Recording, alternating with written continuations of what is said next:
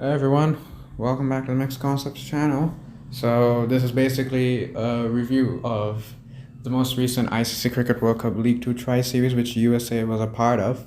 They played against Nepal and UAE in Dubai recently. So by the time I'm recording this, I think the last game between Nepal and UAE was done, it's done, and I know that UAE won.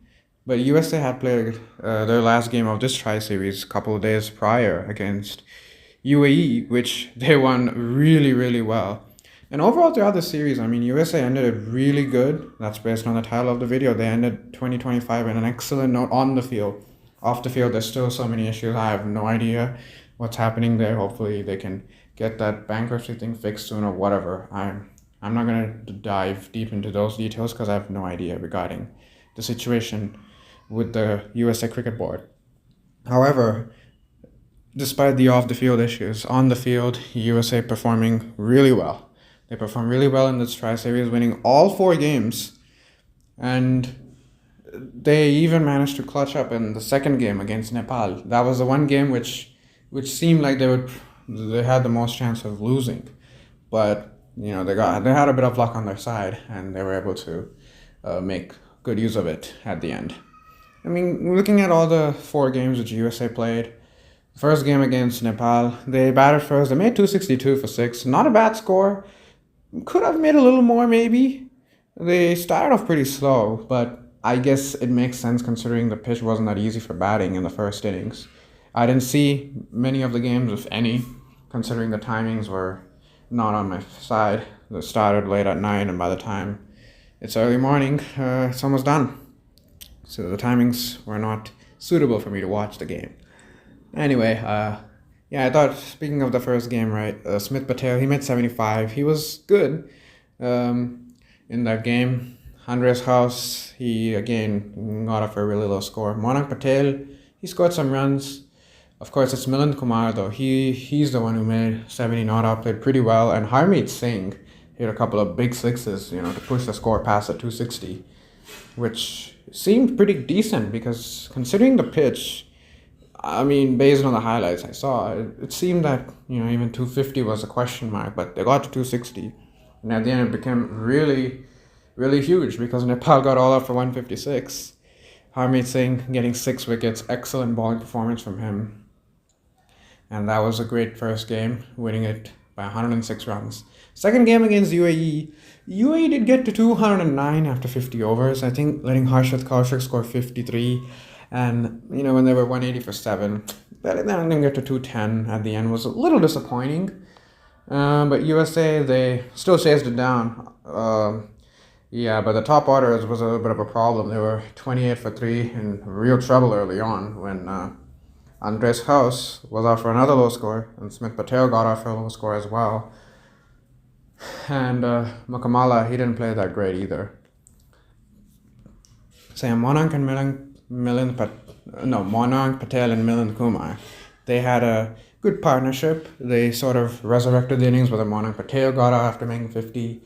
Milind Kumar, though, he played excellent, made another 70 plus score. He was in great form throughout this tri-series, not just the first 2 games. And Shubham Ranjane, I didn't mention his contribution in the first game where he got a couple of wickets against Nepal. Even against UAE, he got a wicket, I think, and he played a really good hand with the bat, making almost 50 runs not out. He played really well. And Harmeet Singh hit the winning boundary. The only concern with that game was USA should have won it a bit sooner. They let it go to the 49.1 overs, which wasn't ideal to say.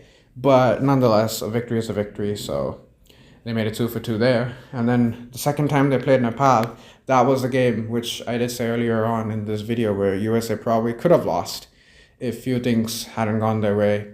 Because Nepal batting first, they got to 271, which is a pretty good score. It was a really good score, I would say. Especially Karan Casey, he scored 49 at the end. Those were way too many runs to concede. I know Karan Casey can bat, but still, him scoring 49, not really something ideal. As a USA fan, that's too many runs to give to someone batting at 8 or 9. And even Dipender Singh, he made 75, but he's an all-rounder, so that's fine. But still, when he got out, it seemed like USA would, restrict them below the 250 or 260, but they let him get 270. And that kind of hurt USA there because they had to chase that 10, 15 more runs extra, which they wouldn't or shouldn't have. The bowling was, I guess, okay. Ranjane, he bowled okay. He got a wicket, but he went for a few runs. Well, it's bound to happen. He played in his debut series, and so did Rushil Ugarkar. I forgot to mention him in the first two games. I don't think he played in the second game against Nepal, but in the first game against Nepal, he did get one wicket. So he was kind of impressive throughout this tri-series, especially in the game against the UAE, the final game, which I'll come to in a minute. But I thought that they didn't play bad, Nepal, but thankfully it wasn't enough to win for Nepal. I mean, they had a couple of dropped catches at real crucial moments as well. When Saiteja Mukamala was dropped just as he reached 50, I think, or was it below 50? I don't remember 100%. And then when he was also dropped, Ranjane, he was dropped and that went for 4. I was at a moment where, had that been out, equation would have been like, 20 or 14, I think, based on the highlights. But yeah, bit of a lucky break, you could say, for USA, not for Nepal, of course. And all in all, it was great for USA to manage to win. Harmeet Singh hit a couple of sixes at the end. He clutched up. Also, Saiteja Mukamala and Milan Kumar, they played really well. I had a good partnership. That partnership, it seemed like they'll take USA to victory, but I think they just played a little too slow, maybe. That's kind of why it became a little closer than expected. But hey, nonetheless, a victory is a victory. And it's good. For USA winning it, making it 3 for 3 over there. Andres House, he was dropped. Shayan Jahangir came in to bat at the opening position. Even to make 36, he played pretty decent, but unfortunately he got out at the wrong time. Yeah. And then the last game, which was against UAE, that was the most dominating victory. USA batting first made 292 for 3. They were in a little trouble early on when both the openers got up pretty quickly. Smith Patel and Shayan Jahangir. They were 7 for 2, and then 28 for 3 when Manang Patel got off at 15. But then there was a marathon partnership of 264, unbeaten as well, between Saiteja Mukamala and Milan Kumar. They just played excellent, and they managed to play all the way to the end, making 292 for 3, which was a really good score considering the scores throughout the series, where 270 went to the last ball, or last over rather. So I thought USA batted really well. 293 was too much. I fell for UAE, but turns out that it was a lot because the UAE got all for 49 in 22.1 overs, which is ridiculous, to be honest. Yeah, I couldn't believe it. Rushil Ugarkar, he got 5 wickets. Netravalkar got 3. It was excellent to see. I mean, at one point, there was 16 for 7. There was a chance where USA could have got out of that 35 all out. They could have made UAE all out for less than 35. And, sort of not have to hold the record for the lowest ODI score in men's ODI history of getting all out for 35 against Nepal.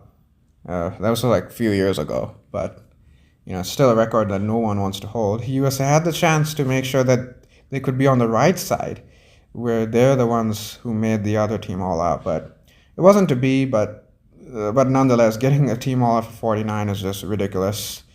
And excellent work from the US bowlers, especially Ugarkar and Netravalkar. They completely destroyed the UAE batting lineup, and at the end it was a comfortable victory with 243 runs, and that ended the CWC League 2 series for USA very, very well, as they managed to get 4 for 4, and they're back at the top of the table. They've got a 6-point lead over Scotland, so that's excellent to see after 24 games with 36 points. Excellent position to be in. I mean, Nepal and UAE, though, they're on the opposite side of USA. UAE did beat Nepal twice, which was a bit surprising to me. I thought Nepal would surely get at least one win out of this, especially against UAE, who were struggling even more than Nepal were coming into the series. But UAE managed to get 2 wins at home, which is good for them, but they're still in last position. Of course, it's not all set in stone. There's still another year worth of tri-series to be played, so can't count out everything too early.